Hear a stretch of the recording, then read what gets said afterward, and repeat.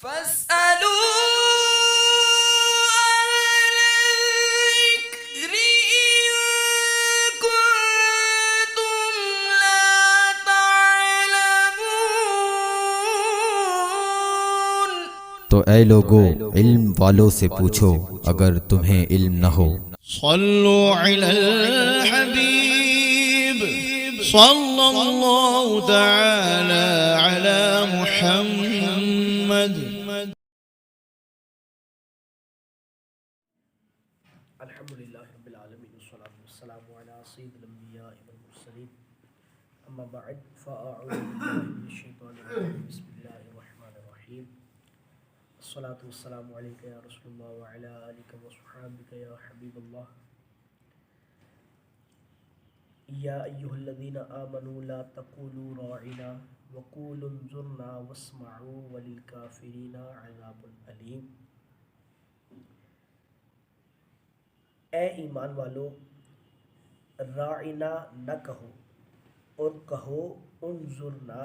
ہماری طرف نظر فرمائیے اور پہلے ہی غور سے سنو،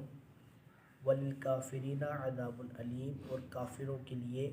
دردناک عذاب ہے۔ یہ بیسیکلی آیت مبارکہ نازل ہوئی ہے جب حضور جان عالم علیہ السلام اپنے صحابہ کو کچھ بات ارشاد فرما رہے ہوتے تھے، تو ایسا ہوتا تھا کہ بعض دفعہ کوئی بات اگر کسی صحابی کی سمجھ میں نہ آئے تو وہ کہتے تھے راعنا، یعنی پیارے آقا ہماری رعایت فرمائیے، یعنی یہ بات ہمیں سمجھ نہیں آئی، دوبارہ ارشاد فرما دیجیے۔ تو یہودیوں نے جب یہ کلمہ سنا تو یہودیوں کی لغت میں اس کلمے کا کچھ اور معنی نکلتا تھا، تو انہوں نے بے ادبی والا معنی مراد لینا شروع کر دیا۔ اس وجہ سے حضور جان عالم علیہ السلام کے پیارے صحابی حضرت معاذ، انہوں نے جب یہ بات سنی تو وہ چونکہ اس معنی سے واقف تھے تو انہوں نے بڑی سختی کے ساتھ ان کو ڈانٹا کہ بھائی آپ یہ کیا کر رہے ہو،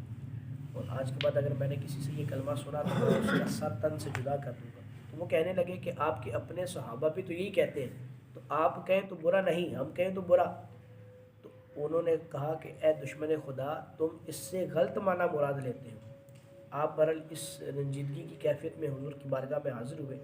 اور آ کر یہ کہنے لگے کہ میں جو ہے وہ یہ بات کہوں گا کہ صحابہ اکرام علیہ رضوان کو یہ بات منع کی جائے کہ وہ یہ بات نہ کہا کرے۔ تو جب وہ حضور کی بارگاہ میں پہنچے تو جیسے ہی وہ پہنچے تو ساتھ ہی یہ آیت بھی نازل ہو گئی کہ راعنا نہ کہا جائے بلکہ یوں کہا جائے کہ ہماری طرف نظر فرمائیے، اور پھر اس میں ساتھ اگلی بات یہ ارشاد فرمائی کہ پہلے ہی غور سے سنو، یعنی میرے محبوب کریم کو دوبارہ یہ بات دہرانی ہی نہ پڑے، پہلے ہی غور سے سنو اور دوبارہ دہرانے کی تکلیف سے میرے محبوب کو بچاؤ۔ اور ساتھ ہی پھر یہ فرمایا کہ وَلِلْكَافِرِينَ عَذَابٌ عَلِيمٌ، یعنی اس کا مطلب یہ ہے کہ محبوب کریم کی ادنا سی بھی گستاخی یہ کفر پر دلالت کرتی ہے، ان کی ذرا سی بھی گستاخی محبوب بارگاہ جو حضور جان عالم علیہ السلام اللہ کی بارگاہ کے محبوب ترین بندے ہیں، ان کی ہلکی سی بھی گستاخی جو ہے یہ کفر ہو جائے گی۔ آگے رب فرماتا ہے ما یود الذین کفروا من اہل الکتاب ولا المشرکین ان ینزل علیکم من خیر من ربکم واللہ یختص برحمتہ من یشاء واللہ ذو الفضل العظیم۔ تو نہ اہل کتاب کے کافر چاہتے ہیں اور نہ ہی مشرک کہ تمہارے اوپر تمہارے رب کی طرف سے کوئی بھلائی اتاری جائے، حالانکہ اللہ جسے چاہتا ہے اپنی رحمت کے ساتھ خاص فرما لیتا ہے اور اللہ بڑے ہی فضل والا ہے۔ یہاں کچھ اہل کتابیوں کے ساتھ مسلمانوں نے کچھ دوستی کی اس لیے کہ وہ شاید ان کے حق میں اچھے ہیں، تو یہاں پر اس بات کا رد فرمایا۔ اور آج کل کے زمانے میں بھی ایسا ہی ہے کہ بعض ہمارے مسلمان یہ سمجھتے ہیں کہ فلاں کافر جو ہے وہ تو ہمارے ساتھ بہت اچھا ہے، تو یہ یاد رہے کہ کبھی بھی کوئی بھی کافر جو ہے وہ مسلمان کے حق میں اچھا نہیں ہو سکتا، وہ اس بات سے راضی ہو ہی نہیں سکتے کہ آپ کی طرف کوئی بھلائی اتاری جائے، اور اللہ تو اللہ ہے، وہ مالک حقیقی ہے، وہ جسے چاہے خاص کرے اپنی رحمت کے ساتھ اور جسے چاہے فضل عنایت فرمائے۔ ما ننسخ من آیت او ننسیہا نأتی بخیر منہا او مثلہا الم تعلم ان اللہ علی کل شیء قدیر۔ جب ہم کوئی آیت منسوخ کرتے ہیں یا لوگوں کو بھلا دیتے ہیں تو اس سے بہتر یا اس جیسی اور آیت لے آتے ہیں۔ کیا تجھے معلوم نہیں کہ اللہ ہر شے پر قادر ہے؟ بیسیکلی ایسا ہوا کہ ایک دفعہ ایک صحابی جو ہے وہ چند آیات تہجد کی نماز میں پڑھا کرتے تھے، تو ایک دفعہ وہ اٹھے اور جب وہ آیات تلاوت کرنے لگے تو وہ آیات ان کو بالکل بھول گئی، اور جب وہ پھر کچھ اور آیات پڑھ کے انہوں نے نماز پوری کی، مسجد میں آئے کہ یہ معاملہ میں حضور سے ذکر کروں، تو بعض صحابہ نے اور بھی یہی شکایت کی کہ ہم بھی وہ آیات پڑھتے تھے، ہم بھی بھول گئے اور ابھی تک بالکل یاد ہی نہیں آ رہی کہ وہ آیات تھی کیا، ان کے الفاظ بھی یاد نہیں آ رہے۔ جب حضور سے ذکر کیا گیا تو حضور نے فرمایا کہ آج رات کو ان کی تلاوت اللہ تبارک و تعالیٰ نے اٹھا لی ہے۔ تو پتہ یہ چلا کہ اللہ تبارک و تعالیٰ بعض احکام، بعض آیات بعض وقت کے لیے نازل فرماتا ہے بتدریج، چونکہ اللہ تبارک و تعالیٰ نے اپنے احکامات نازل کیے تو جیسے جیسے نازل ہوئے تو بعض پچھلے احکام اٹھا لیے گئے، جیسا کہ حضرت نوح علیہ السلام کی امت میں تمام جانور حلال تھے،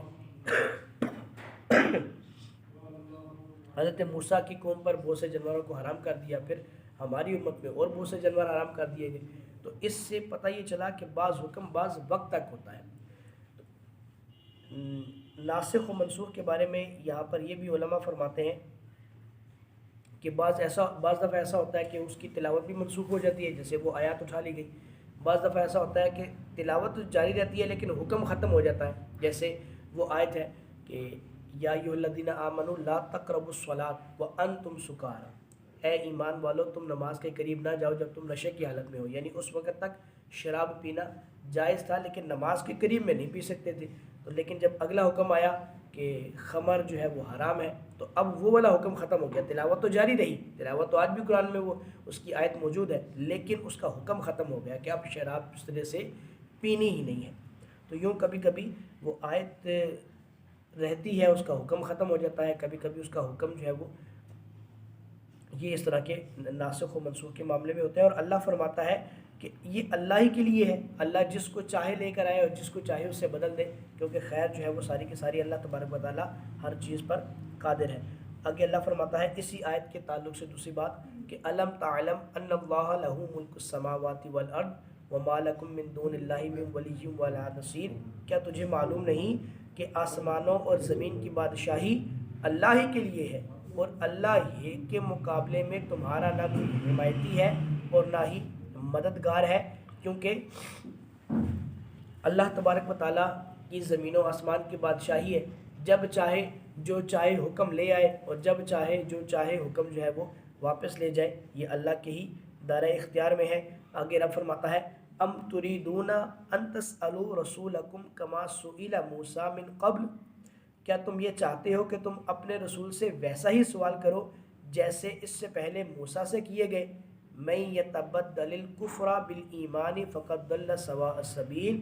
اور جو ایمان کے بدلے کفر اختیار کرے تو وہ سیدھے راستے سے بھٹک گیا۔ یہاں پر دو قول ہیں، ایک یہ ہے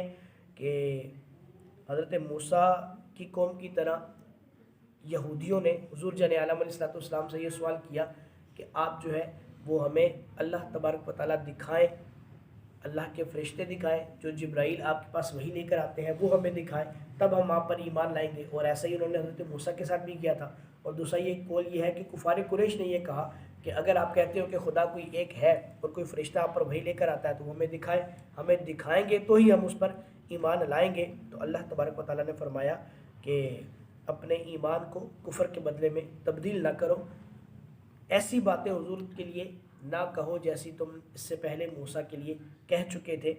کہ اللہ تبارک و تعالیٰ کے محبوب کریم علیہ السلام کی گستاخی جو ہے یہ کفر ہے، اور اس طرح کی باتیں نہ کی جائیں۔ اگر اس طرح کی باتیں کی جائیں گی تو پھر وہ سیدھے راستے سے بھٹک کر جہنم کے راستے کی طرف گامزن ہو جاؤ گے، اور اللہ تبارک و تعالیٰ جو ہے وہ پھر محبوب کریم کی گستاخی کی وجہ سے کفر لکھ دے گا، اور وہ کفر لکھ دینے سے ہمیشگی کی جہنم کے راستے پر ہو جائے گی۔ اللہ مجھے اور آپ کو حضور جان عالم علیہ السلام کا مخلص عاشق بنائے اور ان کا ہمیشہ فرما بردار رکھے، آمین بجاہ